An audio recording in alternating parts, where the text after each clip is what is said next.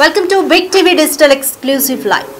Famous అవ్వడం కోసం reels చేస్తారు. సో విచిత్రంగా రీల్స్ చేయడం కూడా చూస్తూనే ఉంటాం. బట్ ఫేమస్ అవ్వడం కోసం హత్యలు చేస్తారా? అది కూడా తమ వారినే, సొంత వారిని చంపడానికి కూడా వెనుకాడట్లేదా? ఎక్కడికి పోతోంది సమాజం?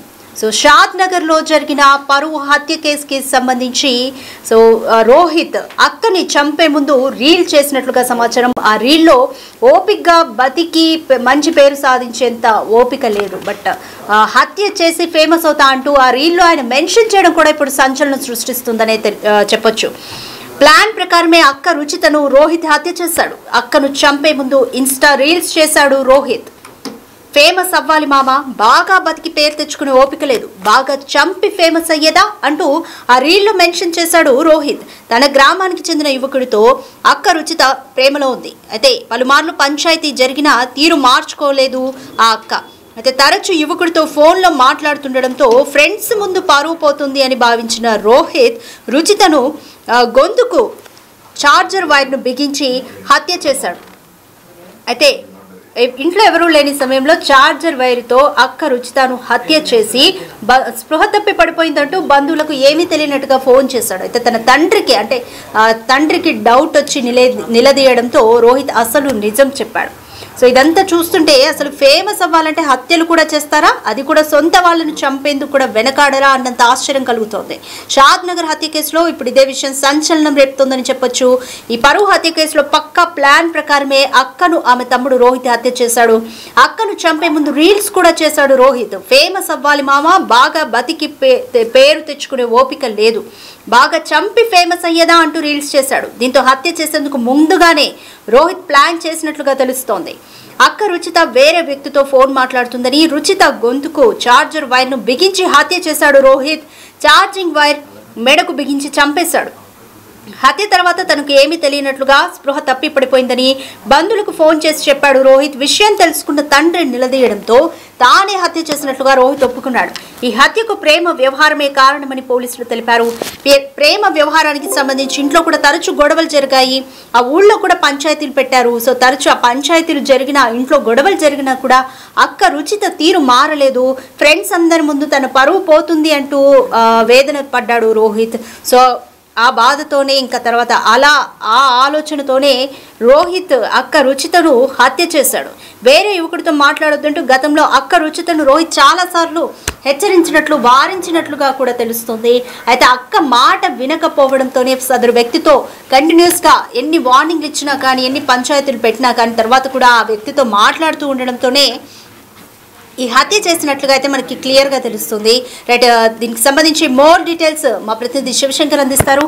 రైట్ శివశంకర్, సో చూస్తున్నాం మనం రోహిత్ అక్క రుచితను చంపే ముందు ఒక రీల్ కూడా పోస్ట్ చేశాడు ఇన్స్టాగ్రామ్లో. సో బాగా చంపి ఫేమస్ అయ్యేదా అంటూ కూడా ఆ రీల్లో అతను మెన్షన్ చేయడం జరిగింది. సో చూస్తుంటే ఎలా అనిపిస్తుంది అంటే అసలు ఫేమస్ అవ్వడం కోసం తమ సొంత వారిని హత్య చేయడానికి కూడా వెనుకాడట్లేదా, లేదా అక్క తన మాట వినట్లేదు, ఎన్నిసార్లు వారించినా కూడా వినట్లేదు అన్న అక్కస్తోనే ఈ అఘాయిత్యానికి పాల్పడ్డాడు అనుకోవచ్చా? అసలు రుచిత తండ్రి ఏమంటున్నారు?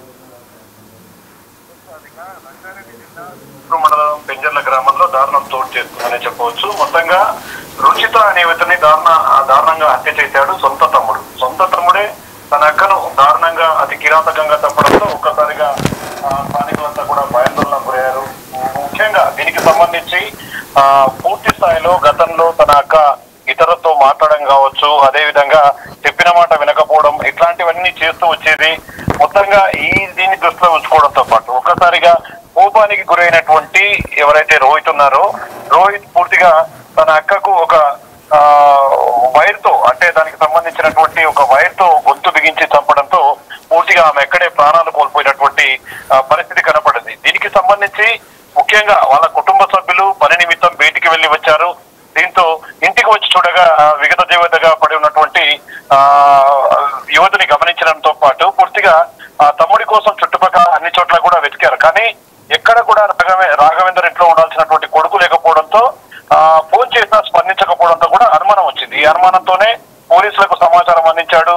అదేవిధంగా ఘటనా స్థలానికి చేరుకున్నటువంటి సిఐ నరసింహారావుతో పాటు పూర్తిగా ఆధారాలను సేకరించినటువంటి చేసేటటువంటి పనిలో పడ్డారు. మొత్తంగా ప్రేమ వ్యవహారము హత్యకు కారణం అని చెప్పి తెలుస్తున్నప్పటికీ గత కొన్ని రోజులుగా ఈ వ్యవహారంపై కూడా గొడవలు జరుగుతున్నట్టు. అంటే గతంలో ఎవరైతే తనకు సంబంధించినటువంటి సిస్టర్ ఉందో ఆమెకు సంబంధించి వేరే యువకుడితో వారి కుటుంబ సభ్యునికి సంబంధించినటువంటి యువకుడితోనే ఒక పరిచయం ఉంది. దాన్ని పూర్తిగా నివారిస్తూ వద్దని చెప్తూ వచ్చాడు. కానీ పూర్తిగా ఇది వినకపోవడం వల్లే తన అక్కను దారుణంగా హత్య చేసి ఉంటాడని చెప్పి కూడా పోలీసులు భావిస్తున్నటువంటి పరిస్థితి అయితే కనిపిస్తుంది. ఇక దీనికి సంబంధించి అంటే గతంలో ఎవరైతే దినేష్ ఉన్నారో దినేష్ కూడా రోహిత్ కు సంబంధించి వాళ్ళ అక్కతో చనువుగా ఉండడం జీర్ణించుకోలేనటువంటి రోహిత్ పలుమార్లు దినేష్ కూడా చాలా సందర్భాల్లో చెప్పడం జరిగింది. తన అక్క వైపు చూస్తే ఊరుకోను అంటూ కూడా గతంలో జరిగినటువంటి గొడవలను కూడా ఒకసారి పెద్ద మనుషుల సమక్షంలో కూర్చొని మాట్లాడుకోవడంతో పాటు పూర్తిగా దీన్ని సద్దుమరిగింది. కానీ పూర్తిగా తిరిగి అదే రిపీట్ కావడంతో పూర్తిగా తన కుటుంబానికి సంబంధించినటువంటి పరువు పోతుందా లేకుంటే పూర్తిగా తన సోషల్ మీడియాలో ఒక వైరల్ గా మార్చుకునే క్రమంలో కూడా పూర్తిగా దీనికి సంబంధించిన రీల్ కూడా రిలీజ్ కావడంతో ఇట్లాంటి ఘటనలు ఇలాంటి సమయంలో ఉంటాయని చెప్పి కూడా చాలా మంది నివ్వెరపోతున్నటువంటి పరిస్థితి అయితే కనిపిస్తుంది. ఇప్పటికీ పోలీసులు అయితే కేసు నమోదు చేసుకున్నారు, దర్యాప్తు ప్రారంభించారు.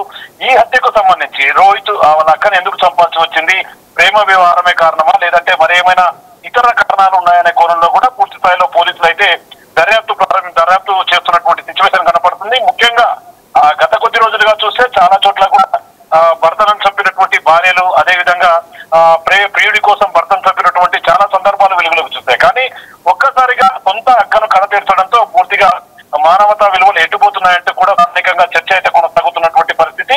ఏదేమైనప్పటికీ కేసు ఒక్కసారిగా రంగారెడ్డి జిల్లా వ్యాప్తంగా కూడా పూర్తిగా కలకలం రేపిందని చెప్పవచ్చు. ముఖ్యంగా దీనికి సంబంధించి పూర్తి అప్డేట్ తీసుకొని దీంట్లో ఎవరైనా ప్రధానంగా ఇంకెవరైనా నిందితులు ఉన్నారనే కోణంలో కూడా పోలీసులు అయితే కేసు దర్యాప్తు ప్రారంభిస్తున్నటువంటి సిచ్యువేషన్. మరో 2-3 రోజుల్లో కూడా దీనిపైన పూర్తి స్పష్టత వచ్చే అవకాశం అయితే కనిపిస్తుంది. రాధిక.